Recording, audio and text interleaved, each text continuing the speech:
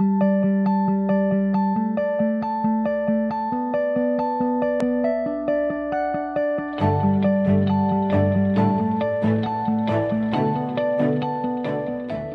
the agent really does owe a duty of care to get that valuation right, although there is no real duty of care as such.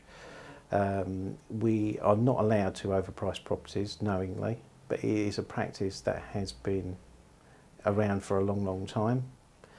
The biggest problem with it is that if someone says your property is worth, 300,000 and it's only worth 285, you are likely to try it, but the detriment to your property of doing that is that you will end up getting far less, because obviously what will happen after a few weeks of the property not being sold, you then are asked to do a price reduction.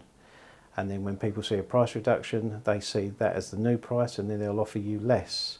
And a lot of vendors say, well, I've already reduced my property by 15,000. You haven't, because your property unfortunately was never really at that value to start off with. So the agent who raises the homeowner's expectation has got it wrong, because, for example, if you say the house is worth 300,000, how can you go back a week later and say, well, it's only really worth 285, we need to reduce the property price? Unfortunately, you then find yourself in a position where you are tied in to a 12 to 16 week contract and you can't go anywhere else.